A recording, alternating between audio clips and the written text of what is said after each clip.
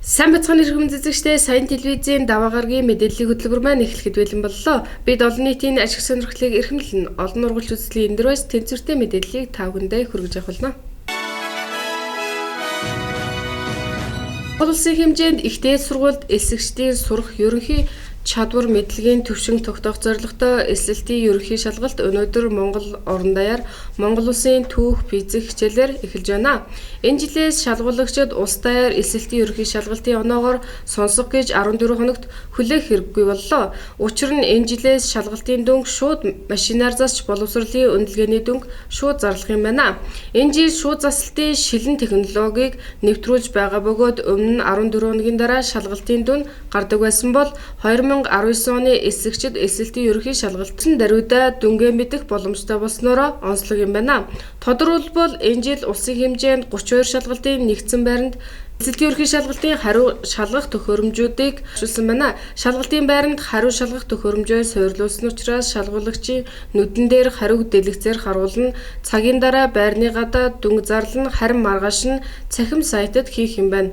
SLT ерөнхий шалгалт нь энэ сарын 18-нд хим, газар зүй, англи хэл, 19-нд биологи, математик, 20-нд монгол хэл, орос хэл, нийгмийн тухай мэдлэг хичээлийн шалгалтыг хариу газар дээр нь зарлан зохион байгуулгажээ. Мөн SLT ерөнхий шалгалт нь орон даяар 9 цагт эхлэж байгаа ба орон нутгийн цагаар буюу Баян-Улгийн аймгийн хувьд 8 цагт эхлэх юм байна. Яагаад гэвэл манай аймаг Улаанбаатар хотоос 1 цагийн зөрүүтэй буюу 1 цаг хоцорч явдаг тул шалгуулагчид тухайн өдрийн SLT ерөнхий шалгалт болох нэгдсэн байранд өглөөний 7-оос 8 цагт ирсэн байхыг мэргэжилтнүүд энэгээр анхаарууллаа. За 2019 оны хичээлийн жилийн SLT ерөнхий шалгалт өнөөдөр манай орон нутгийн цагаар 8 цагаас Монголын түүх хичээл эргэлсэн байгаа. За энэ жил манай аймагаас бол 877 хүүхэд одоо 10 хичээлээр шалгалт өгөхөөр бүртгүүлсэн байгаа. За манай мэргэжлийн хялтгаас бол жил болгоно одоо хөндлөгийн хяналт тавьж ажилладаг. За энэ жил бол зохион байгуулагчаар боловсрол соёл урлагийн газар 3 дахь сургуулийн 6 багш ажиллаж байгаа. Мөн одоо нэг ангид 2 багш одоо хөндлөгийн хянагч багшаар ингэж ажилладаг юм аа. За энэ жил бол одоо бүх ангидууд бол хяналтын камертай байгаа. Шалгуулагчид бол хяналтын камерын дор ингээд хянагч багшийн хяналтын дор шалгалтаа өгнө. За мөн энэ жилийн гол онцлог нь засагч машинаар шалгалтын дүн тухайн өдөртөө шалгалтын дараа шууд одоо шалгуулагчдын нийлт тоод ингээд гардагаараа онцлогтой байгаамаа. За шалгуулагчид бол анхааруулж хэлэхэд жилийн одоо SLT-ийн шалгалтаар гардаг дутагдуулууд байгаа. Энд бол шалгуулагчид бол гар утас нууж оруулж одоо хуулах оролдлого хийж шалгалтын байрнаас хөвгдөж байгаарч мөн шалгалтын материал бичиг олсон ийм зөвшлүүд байдаг байсан. За энэ жил энэ зөвшлийг бол давтан гаргах байхыг шалгуулагчид анхааруулъя. За мөн манай Баян-Улгийн цаг бол одоо Улаанбаатарын цагаас 1 цагаар хосорч авдаг. За эндээс болж одоо цагийн зөрүүнээс болж шалгуулагчид бол цагтаа шалгалтанд орж чадах байх зөвшлүүд гардаг байсан. Иймд одоо шалгуулагчид манай энд тавьсан сэрэмжүүлгийг мөн анхааруулгыг маш сайн анхаарч одоо Улаанбаатарын цагаас 1 сар хосордгийн явдлыг бас одоо маш сайнаар тосоолж ингээд цагтаа ингээд шалгалтандаа ирэхийг анхааруулъя. За одоогоор бол шалгалт бол хэвэн явагдаж байгаа. Ингээд шалгуулагчид бол амжилт хүсье. Энэ жилийн үндэсний баяр наадмыг даншиг наадам болон тэмдэглэх шийдвэр гарсан билээ. Иймд хугацааны хувьд бас тодорхой өөрчлөлтүүд орсон. Өөрөөр хэлбэл 7 дугаар сарын 28-29-ний өдрүүд тэмдэглэхээр төлөвлөгдөөд байна. Тэгвэл наадмын бэлтгэлийг хангах ажлын хэсэг байгуулагдаж ажлаа аль хэзээний эхэлчихэд байгаа юм байна. Ажлын хэсгийнх нь тайлбарснаар төв цэнгэлдэх хүрээлэнг зүлэгжүүлэх, услахааны ажил, явган хүний зам, сандлыг будах, хогийн сав, шинээр мод тарьсан нэмэх зэрэг үйл ажиллагаануудыг хийгдэж байна. Ингээд наадмын бэлтгэл ажлын явцын талаар мэргэжилтний яриаг хүргэж байна.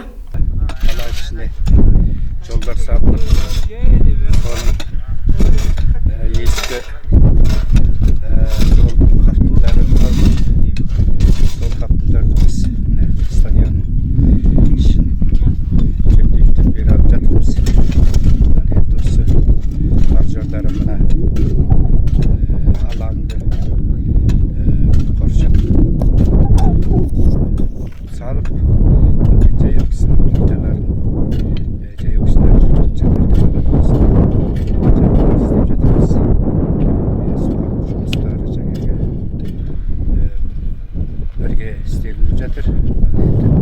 Осы стадион ішкі алаңы недәуір жасылдап қалды.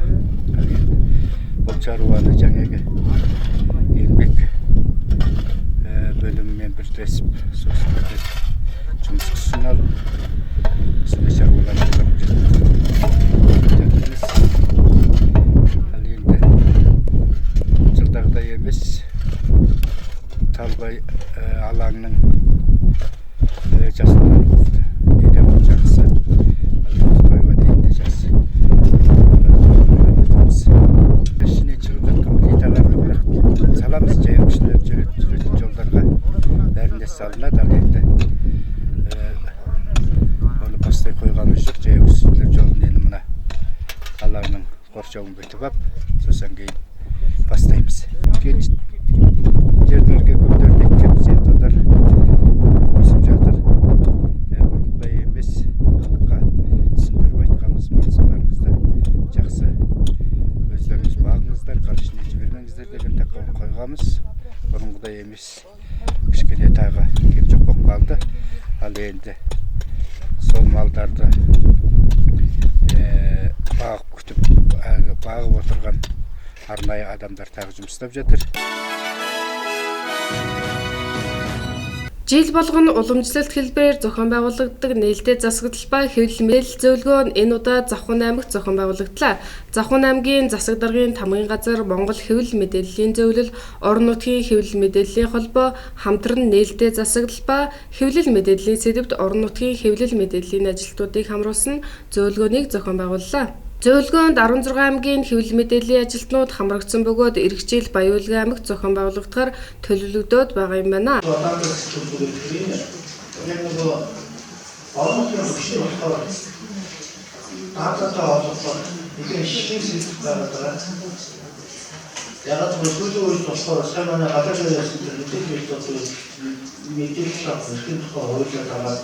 Энэ хөөсөлтөөр юм гэж боддог байх. Төрийн хөгжил байгууллагууд мэдээлэл хийж байгаа. Энэ үүрэг дотор бүх төрийн байгууллага сайжтай байх хэрэгтэй. Доороо орох мэдээлэл хангалттай байх хэрэгтэй гэдэг нэлээд заасан. Тэгээ энэ заасан өөрөөр хэлбэл яагаад шалтгаалаад гэдэг сайжтай болсон байж байгаа. Тэгээ энэ сайт дээр ямар нэгэн тавих болсон юм чамд ажиллаа хийж байгаа юм. Тэгээд нөгөө тайлбар болдог тавьдаг. Тайлбар тавьдаг дотор нөгөө статистик хаврын тоон чигээр хэрэгтэй болдог. Ингээд нөгөө дата маань зөвхөн бүрдээд байгаа юм байна. Тэгэхээр орон нутгийн төвшөнд жишээлбэл миний ажилтнаар орон нутгийн засаг даргын тамгын газрын сайтыг нэгэ ухаад байгаа. Одоо бусад салбар төрийн байгууллагуудын сайтыг ухаад байгаа. Тэндээс бол одоо жишээлбэл дата олох боломжтой болчихоо. За дээр нь одоо бүртгэлийн эсвэл энэ төрлийн өөрсдөө холбоотой үйл хөдлөлийн хөрөнгөний ч юм уу ийм датанууд нэлээд гарч ирж байгаа. Жишээлбэл бүртгэл сегментгээ сайн гаргасан. Бид нар 3 жилийн өмнө хаяа хөрөнгөний хэрэгслүүдийн эзэмшил хариуцлага ийм толгойд Австралиас нэршилтэй ажиллаад ингээд дата бүртгэл одоо төрөлцөндөө яг бүртгэл сегментээ болоод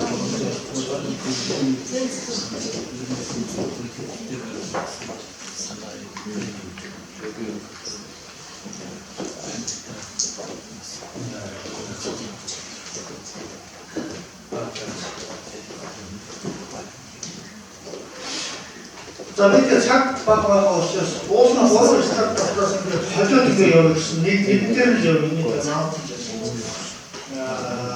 дата сэтгүүлч үнсэн дөрвөн үш нэгдүгээр тэр дот бүрд улаан энэ дата ерөөс юм самраг байгаа юм датанууд нэг л хоёр бол хааж байж байгаа. Бид гоо зурга тоогоор өгүүлбэрээр сайхан багсаасан. Ер нь уурсан хэл болсон байгаа шүү. За юм Завхан нутгийг зориулж нэрч энэ сайхан сургалт семинар зохион байгуулж байгаа. Танай хамт олонд баяр хүргэж амжилт хүсье. Завхан нутгийг тавтай сайхан зочилж байгаа хэрэгтэй байна. Тэгэхээр нийтээс хэвлэл мэдээллийн оролцоо гэдэг энэ сургалтууд жил болгон бас ангуулаар зохион байгуулж байгаа юм байна.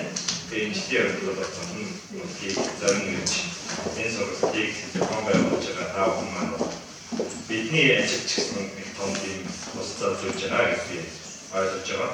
Яг энэ цаг мөчид бол зуны дундарын шиний эхний энэ цаг мөч та бүхэн маань шиний 2 дээрээ шиний 3 бүтэн жилдээ 4 жилдээ нэг шиний 5 энэ төлөвтэй байгаа.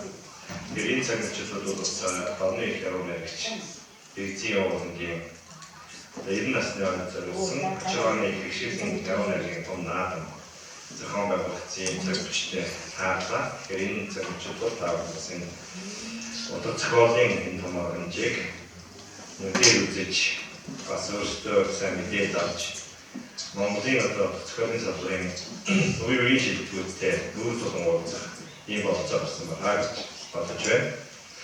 За мөн одоо хүмүүстийн ажил хугацаанд бол бас аймгийн секторын төлөмжлийн үйл ажиллагааны экспорт босгогдсон оюунлаг зөвлөлт референдум зохион байгуулж байгаа ажлуудаа тааван бас үзэсгэлэнгийн хэлбэрээр дэлгэн харуулсан. За эндээс бас нэг яг мэдээ авсан байна гэж найдаж байна.